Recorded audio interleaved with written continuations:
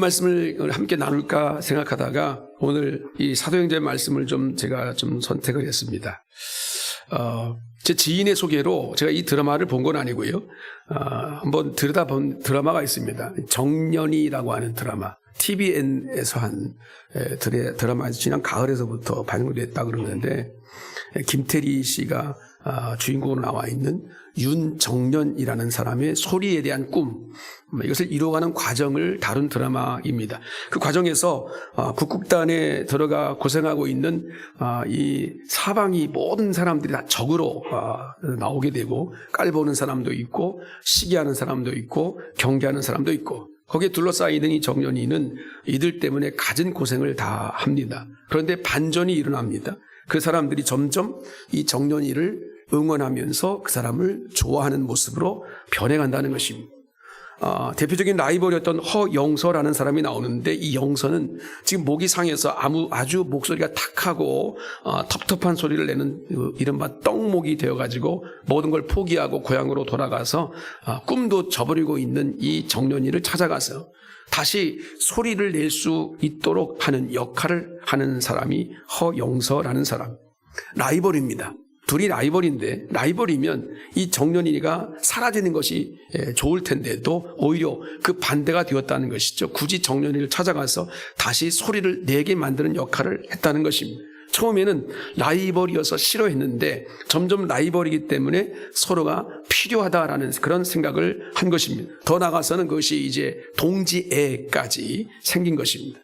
이렇듯 이 드라마는, 이 정년이라는 이 드라마는 모든 것이 이 윤정년이라는 이 정년이를 중심으로 변해갑니다. 드라마니까요. 드라마니까 가능한 거예요. 정년이가 주인공일 수밖에 없다라는 생각을 하게 되는데, 그런데 여러분 한번 우리 개개인에게 한번 적용해 보면 인생도 마찬가지인 것 같습니다. 인생도 드라마 같아서 주인공을 중심으로 해서 돌아갑니다. 그 주인공이 누굽니까? 바로 여러분입니다. 여러분입니다. 교회로 말하자면 주인공은 바로 하나님 백성들, 성도들입니다. 세상은 악한 사람들이 권세를 잡고 승승장구하는 것처럼 보입니다. 그들이 주인공같이 보입니다. 그러나 실상은 그렇지 않다는 것을 우리가 알아야 됩니다. 이 세상을 주관하시는 분이 계십니다. 창조주 여호와 하나님께서 이 세상을 주관하시는 줄로 믿습니다. 여호와는 당신의 사랑하는 자녀들을 중심으로 이 세상을 움직이십니다. 여호와께서 사랑하시는 당신의 자녀가 세상의 주인공이다라는 것입니다. 그래서 세상은 사실 성도인 우리들로 인해서 움직이고 있는 것이다. 이런 영적인 자부심이 우리 가운데 있어야 된다는 거죠. 이것을 잘 보여주는 사건이 오늘 본문에 나와 있는 이 사건입니다. 편의상 우리가 27장 전체를 다 읽어야 되지만 부분만 읽었습니다마는 오늘 본문은 바울이 죄수의 몸으로 로마로 가는 여정의 일부분을 소개하고 있습니다. 실정법을 어긴 것이 하나도 없는데 바울은 복음을 전했다는 이유로 유대인들의 이제 질시를 받고 모함을 받아가지고 결국 이제 잡히게 되고 그래서 이제 결국 죽을 수밖에 없는 그런 암울한 상황 가운데 있다가 본인이 로마의 시민권을 가지고 있다는 그런 어떤 나름대로 특권 때문에 로마의 황제 가이사에게 가서 재판받기를 호소했습니다. 그래서 이제 로마인이기 때문에 로마로 가서 재판을 받는 그런 어떤 결정이 내려지고 로마로 압송되어지는 과정에 있는 것입니다. 거기 백부장 율리오가 이 일을 맡은 그런 책임자였습니다. 근데 이들이 탄 배가 풍랑을 맞게 됩니다. 곤경에 처하게 됩니다. 이 풍랑을 겪는 과정에서 사람들이 점차 이 바울을 주목하게 되는 그런 과정을 보여주고 있는데 이를 통해서 오늘 우리는 바울을 중심으로 해서 이 모든 상황이 바뀌어져가는 이 모습을 이 말씀을 통해서 확인하게 됩니다. 바울로 말미암아 풍랑을 겪고 있는 이 배의 상황이 달라지고 있다는 것에 주목해 봐야 될 문제입니다. 이를 통해서 오늘 우리는 하나님을 사랑하는 성도들로 말미암아 이 세상이 움직이고 있다, 운용되고 있다는 것을 우리는 알아가야 된다는 거죠. 그래서 오늘 이 본문을 통해서 오늘 우리는 어떻게 그런 과정이 이루어져 가는가라는 것들을 살펴보면서 이 시대를 살아가는 오늘 우리들에게 그리스도인에게 맡겨주신 하나님께 주시는 축복이 무엇이고 사명이 무엇인지 이것을 한번 생각해 보도록 하겠습니다. 한 세 가지를 말씀을 한번 짚어보겠습니다. 첫 번째는 처음에는 바울의 말이 전혀 먹히지 않았다는 사실입니다. 바울이 죄수이긴 하지만 평범한 죄수는 아니었습니다. 그러니까 자발적인 죄수인 거죠. 내가 로마에 가서 재판을 받겠다라고 하는 자발적인 죄수였기 때문에 어느 정도 신분의 자유가 허락되었습니다. 로마의 시민권이 있는 유대인이지만 로마의 시민권이 있는 사람이기 때문에 누구도 함부로 할 수 없었습니다. 로마에 가서 제대로 된 재판을 받게 된 것인데, 그래서 로마로 가는 이 바울에게 사람을 만나는 이런 이 일이나 또한 책임자였던 이 율리오 백부장에게 말하는 것을 또 우리가 참고해 보면 이 바울에게는 어느 정도 자유로운 모습이 있구나라는 것을 알게 됩니다. 또 2절을 보게 되면 바울과 동행한 아리스다고라는 사람이 나오는데, 이 아리스다고는 죄수가 아닙니다. 그는 바울과 동역자였습니다. 바울의 동역자로서 이 바울의 고난의 여정을 함께 자원해서 동참하겠다라고 해서 이 배에 탄 것입니다. 그러니까 바울이 자기의 동역자도 함께 동행할 수 있도록 데리고 갈 수 있을 정도로 바울은 어느 정도 자유로웠다는 거죠. 이는 바울의 인격이 믿을 만한 그런 모습이었다는 것도 분명히 반영되고 있다는 것도 주목해 봐야 됩니다. 이런 여정 가운데 그레데 섬이라는 것에 항구의 이름이 미항입니다. 이 미항에 이르렀을 때 백부장 율리오는 로마로 가는 일정상 빨리 서두러 가자, 출항을 하자라고 그렇게 얘기를 합니다. 그런데 사실 이 미항까지 오면서 이 배는 쉽지 않은 항해를 했었습니다. 풍랑 때문에 더디게 항해했고 간신히 이 미항까지 도착한 것입니다. 그러던 중에 금식하는 절기가 지났다라고 9절에 말하는데, 그래서 바울은 항해가 너무 위험하다라고 판단하고는 백부장에게 이번 항해로 인해서 우리가 이 배에 있는 화물과 배뿐만 아니라 배에 탄 모든 사람들에게도 생명까지 위험할 수 있다라고 경고합니다. 바울이 이렇게 이야기한 이유는 금식하는 절기가 끝났기 때문이다라고 성경은 단서를 주고 있는데, 금식하는 절기라는 것은 유대인이 대대로 지켜왔던 그 속죄일 절기를 말합니다. 이 절기를 우리가 굳이 지금 원력으로 말하면 9월 말부터 10월 초에 해당되는 그런 시기입니다. 이때는 고대 지중해에서 바람이 아주 강해지는 그런 날씨가 험해져 가지고 배가 항해하기가 너무 위험한 그런 시기였습니다. 금식하는 절기가 끝났다라고 하는 이것을 밝힌 것은 바로 이 항해가 위험하다라는 것을 우리 가운데 보여주고 있는 시점이라는 거죠. 바울은 여러 번 배를 타고 전도 여행을 다녔었습니다. 그래서 이곳을 지나다닌 것입니다. 바울은 경험적으로 알고 있었습니다. 그렇기 때문에 이런 특성이 있다는 것을 이 바울은 이미 경험적으로 체득하고 있었습니다. 그래서 책임자였던 이 백부장 율리오에게 출항하지 말자라고 권고했던 것입니다. 그런데 이때 선장이 있고 선주가 그 배에 타고 있었는데, 선장과 선주는 다른 말을 하는 거예요. 이 미항이라는 것은 겨울을 나기에는 불편한 항구이고, 가능한 한 빨리 이 조그만 항구에서 탈출해서 저 좀 더 넘어가서 이 그레데 섬 중에서 가장 큰 항구인 베닉스 항구로 가야 된다. 거기서 겨울을 나는 것이 좋다라고 주장하는 거죠. 당연히 그들의 말이 더 합리적으로 들립니다. 이 미항은 겨울철에 강한 북서풍을 막아주지 못하는 작은 항구였습니다. 그러니까 겨울에 거센 바람을 그대로 맞아야 하는 그런 항구였습니다. 게다가 미항은 작은 항구였습니다. 큰 배가 오랫동안 머물러 있기에는 여러 가지로 불편할 수밖에 없는 그런 조건이었다는 것이죠. 반면에 지금 이 선주와 선장이 빨리 가자고 했던 이 베니스 항은 미항에 비하면 바람과 파도로부터 안전하게 보호받을 수 있는 그런 곳이었고, 이 항구의 규모도 크기가 미항과는 비교될 수 없을 만큼 크고 안전하고 편리할 수밖에 없는 항구가 바로 베니스 항이었습니다. 그러니까 가능하다면 이 미항에 있는 것보다 빨리 베니스 항으로 가서 겨울을 나는 것이다 라고 하는 이 선장과 선주의 말이 더 합리적으로 보인다는 거죠. 더더군다나 선장과 선주는 평생 동안 바다사람으로, 그렇죠? 뱃사람으로 살았던 사람들입니다. 이 시기에 바다가 어떠한지 너무도 잘 알고 있는 사람입니다. 당시 일기상으로 바라볼 때 경험적으로 베니스로 가기 전까지 큰 풍랑이 일어나지 않을 것이다라는 것을 이 사람들은 경험적으로 알았던 사람들입니다. 그래서 백부장 율리오에게 바울 말보다 선장과 이 선주의 말이 더 믿어질 수밖에 없었던 거죠. 그렇게 들릴 수밖에 없는 겁니다. 그래서 백부장 율리오는 책임자니까 출항하자, 가자, 베니스항으로 가자라고 명령을 내린 겁니다. 여기서 우리가 좀 한번 생각해 봐야 될 것이 있어요. 세상은 원래 성도들의 말보다는 세상 사람들의 말을 더 신뢰한다. 여러분 사달 보면 내가 예수를 믿는 사람으로 다른 사람들, 이 이상 여러분들 삶의 관계를 맺고 있는 어떤 사람들에게 누군가에게 말할 때 내가 예수를 믿는 사람으로 말하는 것과 세상 사람들의 말이 누구의 말이 더 신뢰를 가는 건가, 이런 것들을 한번 비교해 볼 수가 있습니다. 합리성을 따지자면 세상 사람들의 말이 더 신뢰할 수밖에 없다라고 판단할 수밖에 없는 일들이 많이 있습니다. 예를 들면 하나님께서 이 땅을 창조하셨다, 보이지 않는 영적인 하나님께서 이 모든 천지 만물을, 우주를 창조하셨다라는 창조론을 믿을 건가? 아니면 우리 인간이 맨 처음부터 아미노산부터 시작한 아주 작은 단세부터 시작해서 지금 오랜 수십억 년의 이런 과정 가운데 우리 인간이 여기 인간까지 진화되어 온 것이다, 진화를 믿을 것인가? 여러분 세상이 창조론을 믿습니까? 진화론을 믿습니까? 둘 다 믿지 않지만 그래도 어디에 마음이 가 있냐면 진화론 쪽에 무게가 다 있어. 왜? 과학이니까, 합리적이니까. 세상은 거기에 마음이 가 있는 거예요. 항상 얘기 드리지만 하나님께서는 동성애를 반대하셨습니다.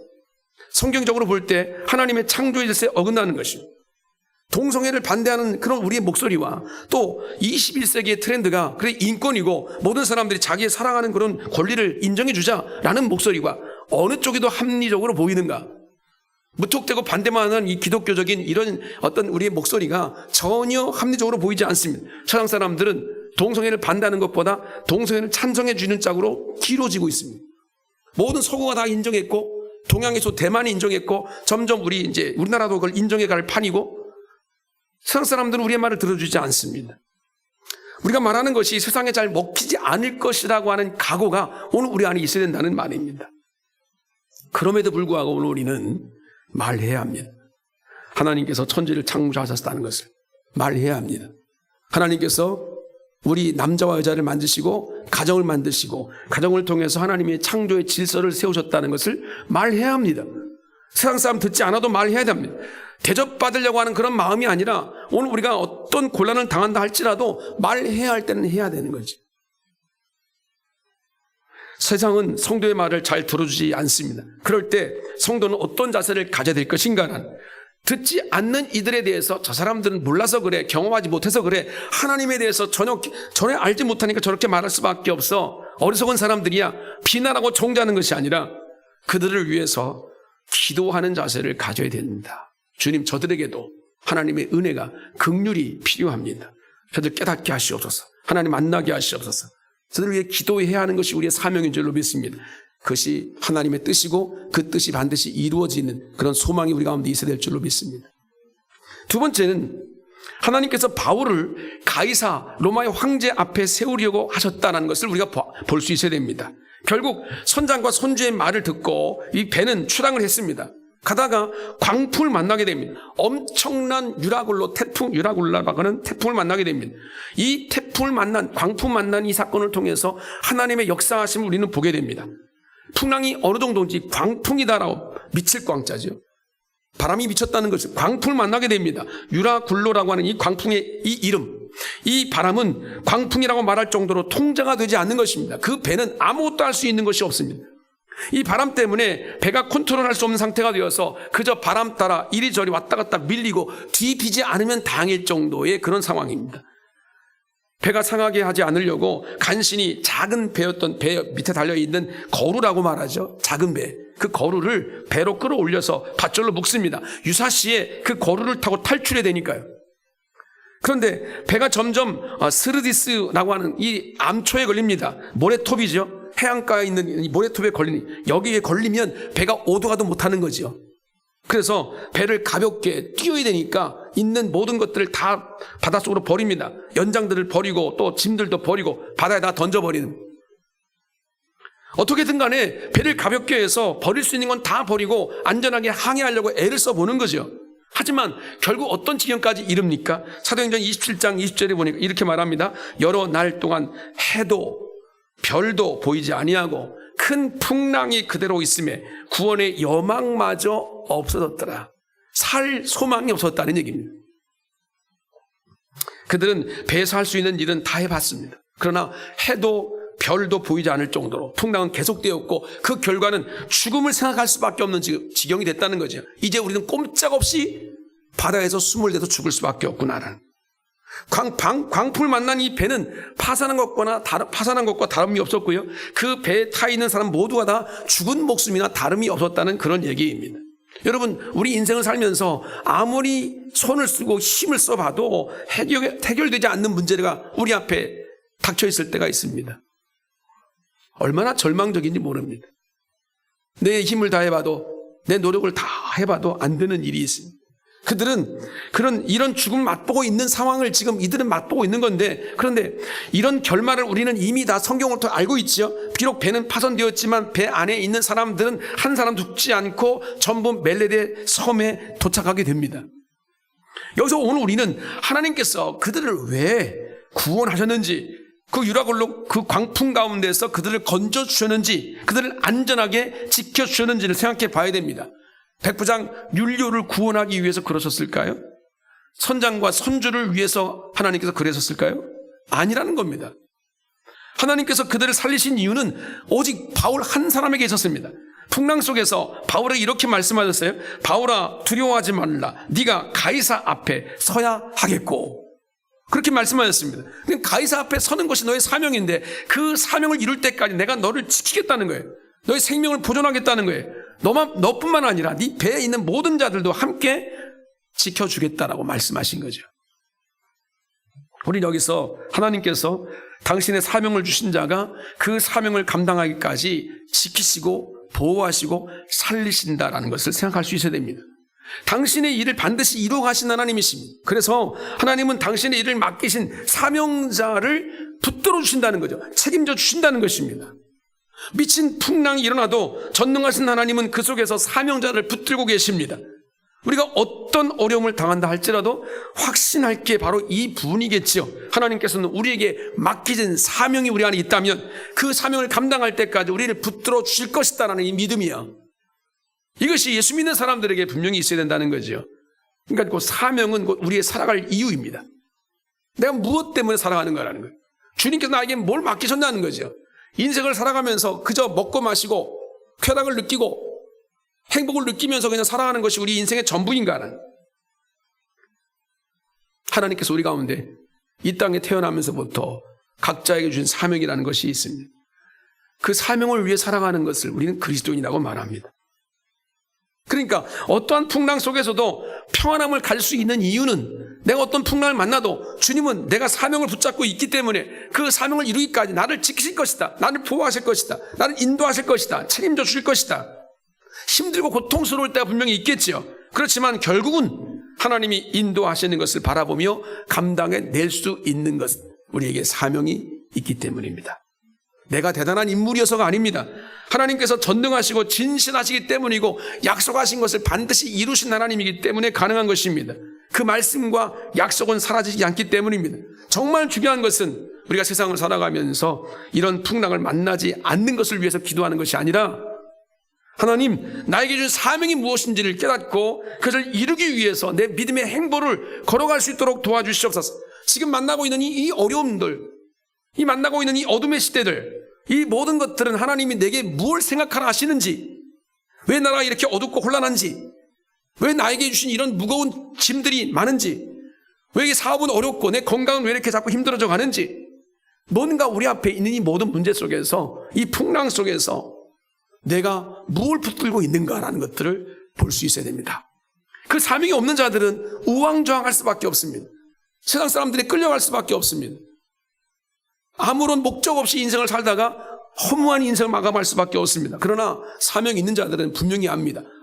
하나님께서 이 어려운 풍랑을 주신 것은 바로 하나님께서 우리 가운데 그 사명을 이루기 위해서 하나님의 일을 이루어 가시는 과정이구나. 그것이 우리 성도들의 특권 아니겠습니까? 하나님의 자녀로 부름받은 하나님의 백성은 그 사명으로 꿈을 꾸는 겁니다. 그 사명을 가지고 오늘도 내 힘을 다하여 주님 앞에 영광 돌리며 살아가는 것입니다. 그럴 때 하나님은 우리 강력한 능력으로 우리를 이끌어 주실 것입니다. 하나님의 놀라운 역사를 이루어 주실 줄로 믿습니다. 세 번째는 이제는 배 안에 있는 사람들이 바울의 말 때문에 움직이고 있는 것을 볼 수 있다는 거죠. 첫 번째 제목에서 사람들이 바울의 말을 듣지 않았다, 귀 기울여 듣지 않았다라고 말씀드렸습니다. 시작은 그랬습니다. 그런데 시간이 점점 지나면 지날수록 사람들은 서서히 이 바울의 말을 듣기 시작하고 있습니다. 주목하고 있습니다. 바울이 뭐라고 말하고 있는가? 바울의 말이 그대로 이루어지고 그 바울의 말대로 성취되는 것들을 보고 있습니다. 출애굽할 때만 해도 바울의 말은 신뢰감이 전혀 없었습니다. 그들에게는 어느 면으로 보나 선장과 선주의 말이 더 합리적으로 보였으니까요. 그런데 그 결과 풍랑을 만나 죽게 되는 상황이 놓여져 있으니까 이제는 바울의 말을 듣습니다. 상황이 역전됐습니다. 모든 사람이 구원의 여망마저 다 없어진 때, 풍랑에서 살겠다고 이것저것 하느라 여러 날 동안 아무것도 먹을 것도 먹지 못했습니다. 먹을 기운이 어디 있습니까? 지금 그럴 정신이 없죠. 삶과 죽음의 경각간에 있는데, 그 가운데 바울이 딱 서서 이렇게 말합니다. 22절, 26절에 이렇게 21절에는 미양에서 자신의 말을 듣고 출항하지 않았으면 좋았을 뻔했다라고 말하고 22절은 이번 풍랑으로 오직 배만 상할 뿐 사람은 하나도 죽지 않고 한 섬에 이르게 될 것이다 라고 이야기합니다. 그리고 이렇게 이야기하는 것은 내 말이 아니다. 이것은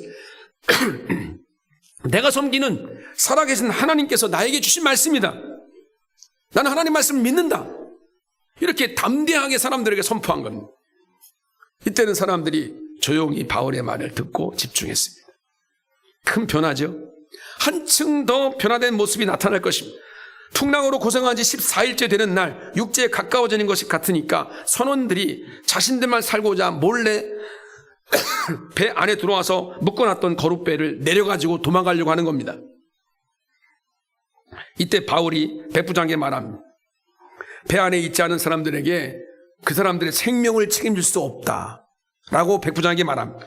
그러자 백부장이 이 거룻줄을 잘라버립니다. 거룻배를 바다에 빠뜨려서 다 버려버립니다. 전에는 선장과 선주의 말을 믿었던 이 백부장 율리오가 어느새 바울의 말을 더 신뢰하고 그 말을 따라가고 있는 것을 봅니다. 이어서 바울은 공포에 휩싸였던 사람들에게 말합니다. 이제는 안심하라. 그러면서 음식도 먹어라 라고 말하고 있습니다. 그러면서 떡을 떼어서 축사하고 나눠줍니다. 그래서 사람들이 이제서 그 말을 듣고 한 번도 먹을 생각도 하지 못했던 사람들이 14일 동안 얼마나 많은 시간입니까? 그런데 그다음 먹지도 못하고 굶주렸던 이 사람들이 전부 떡을 받아 먹습니다. 정말 안심하고 받아 먹는 모습이 36절에 나옵니다. 어느새 생명의 위기 속에서 그들은 평안과 안식을 얻고 있다는 것입니다. 사람들도 이 바울로 인해서 안심하게 되었고 그래서 바울의 말을 듣고 있는 모습을 우리가 보게 된다는 것입니다. 날이 샜습니다. 이제 드디어 멀리 저 멜리데 섬의 해안이 보이기 시작합니다. 그래서 그래도 갈 생각으로 닷줄을 끊었습니다. 그런데 그만 두물머리를 만났습니다. 두 물이 만나는 곳, 두물머리. 그 두 물지가 만나게 되면 소용돌이가 일어날 수밖에 없어요. 꼼짝없이 배가 파손될 수도 있는 상황이 됐습니다. 그러자 이번에는 병사들이 백부장 율리오에게 말합니다. 죄수들을 잃어버리면 오늘 우리들이 그 책임을 면할 수 없습니다. 그러니까 차라리 죄수들을 죽여버립시다. 그러니까 이때 이 백부장 율리오가 어떤 명령을 내립니까? 죄수들뿐만 아니라 모든 사람들에게 말한 명령하기를 헤엄칠 수 있는 사람들은 모두 다 바다에 뛰어내려서 육지까지 헤엄쳐 가십시오. 이제 멀지 않으니까 라고 명령을 내립니다. 이런 명령을 내린 이유는 바울을 살리기 위해서입니다. 이젠 바울의 말을 신뢰하는 정도를 넘어서 바울을 살리고자 애쓰고 있는 율리오, 이 백부장의 모습을 보게 됩니다. 그래서 결국 모든 사람이 멜리데 섬에 도착해서 한 명도 생명을 해한 사람이 없었다는 것입니다. 이제는 바울의 말을 신뢰하게 되었습니다. 그리고 아예 바울 중심으로 모든 것이 이루어져 가고 있는 것을 우리가 보게 됩니다. 이게 그냥 이루어진 것일까라는 거죠. 바울은 풍랑 속에서 사람들이 이렇게 말했습니다. 하나님께서 바울에게 한 말 그대로 바울의 이 사람들이 선포한 내용이죠. 23절 24절에 내가 속한 바 곧 내가 섬기는 하나님의 사자가 어젯밤에 내 곁에 서서 말하되 바울아 두려워하지 말라. 네가 가이사 앞에 서야 하겠고 또 하나님께서 너와 함께 항해하는 자들을 다 너에게 주셨다 하였으니 이렇게 말하죠. 하나님께서 배 안에 있는 사람들을 모두 바울에게 주셨다. 이것은 바울에게 맡기셨다는 것입니다. 바울로 말미암아 배 안에 있는 모든 사람들이 안전하게 될 것이라고 하는 말씀입니다. 조금 전 사람들의 심적인 변화를 우리가 짚어봤는데 이 말씀이 그대로 이루어져서 사람들이 이 바울의 말을 듣기 시작했다는 거죠. 더 나아가서 바울을 신뢰하기 시작했다는 거죠. 그리고 이제는 더 나아가서 바울을 살리려고 노력했다는 거죠. 바울 한 사람으로 인해서 배 안에 있는 전부 있었던 죽음으로 몰아갈 수밖에 없던 사람들이 전부 다 살아났습니다. 바울을 신뢰할 수밖에 없는 모습으로 바뀌어진 거죠. 사랑하는 성도 여러분, 성도는 이 세상을 살아가면서 배척받을 수밖에 없는 이유가 있습니다. 왜냐하면 절대적인 진리를 외기하기 때문입니다. 그러나 세상 사람들은 그 절대적인 진리에 대해서 별로 관심이 없습니다. 왜? 하나님을 믿지 않기 때문이죠. 그러나 오늘 우리는 절대적인 진리 안에 있는 사람입니다. 하나님을 우리가 의지하고 나가는, 그리고 그 진리를 믿고 나가면 하나님께서 원하시는 뜻을 붙잡고 순종하며 나갈 때 어떤 일이 벌어지냐면 하나님이 간섭하십니다. 하나님이 역사하십니다.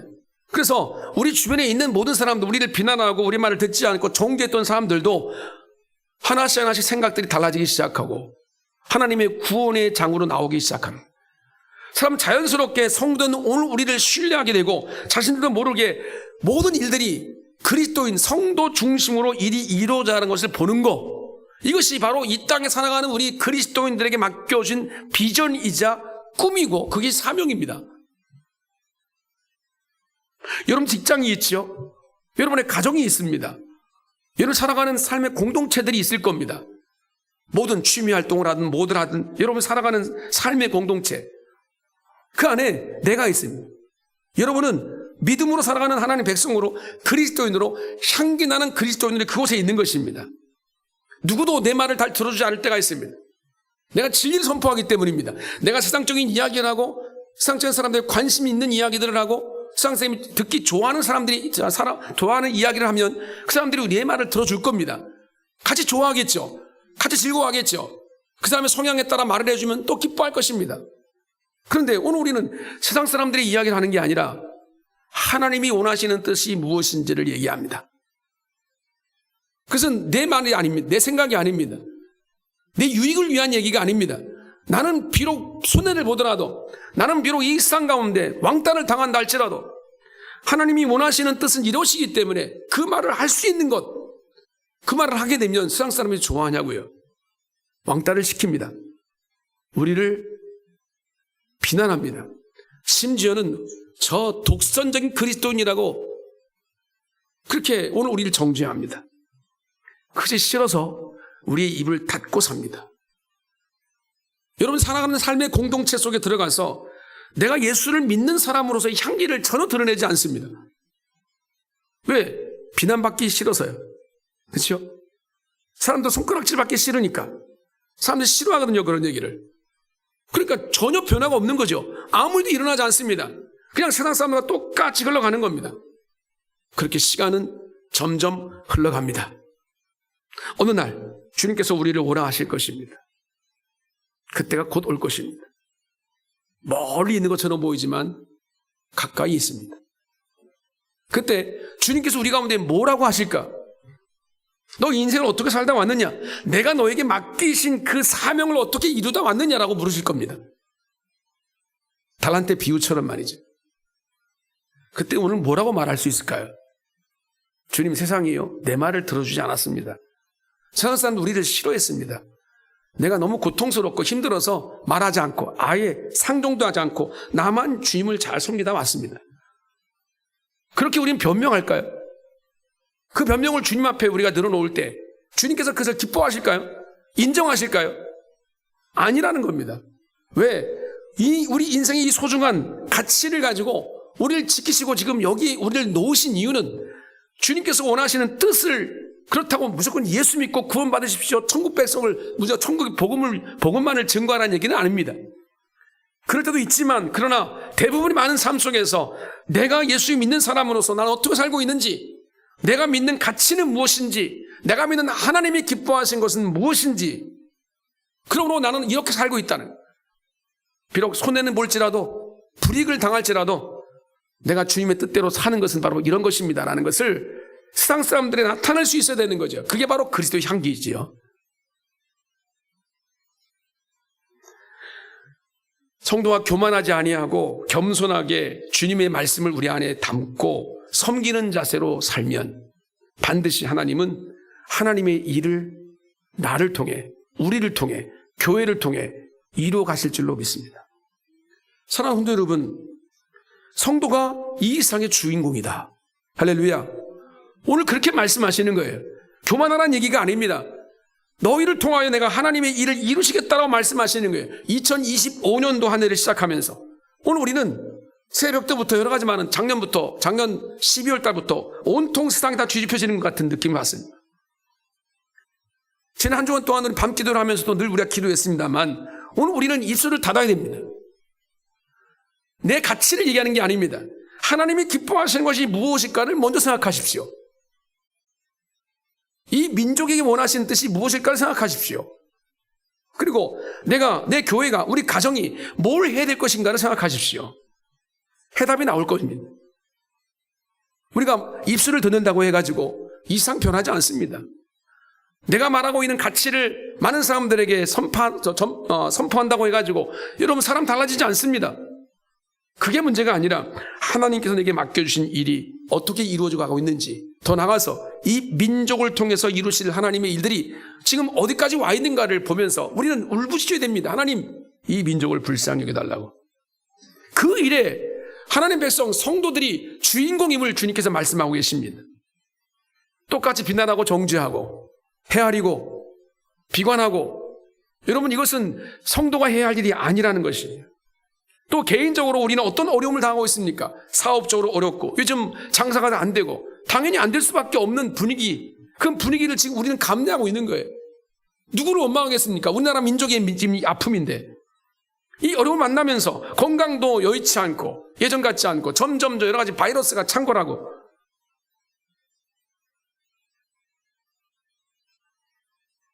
이럴 때 정말 예수 믿는 사람은 뭘 바라보고 어떻게 살아야 될 것인가? 여러분 분명한 기준을 가지고 다시 한번 서십시다.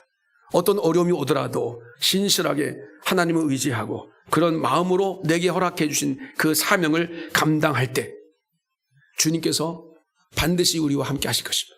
반드시 우리를 인생의 주인공으로 세우신 하나님께서 역사의 주인공으로 우리를 아름답게 사용하실 줄로 믿습니다.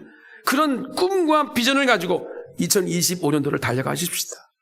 비록 나는 아무것도 없지만, 할 수 있는 것이 없어 보이지만, 그러나 우리는 기도할 수 있습니다. 또 오늘 우리 하나님의 뜻을 붙잡고 믿음으로 바라볼 수 있습니다. 주님의 나라가 이 땅 가운데 이루어지게 해 주시옵소서.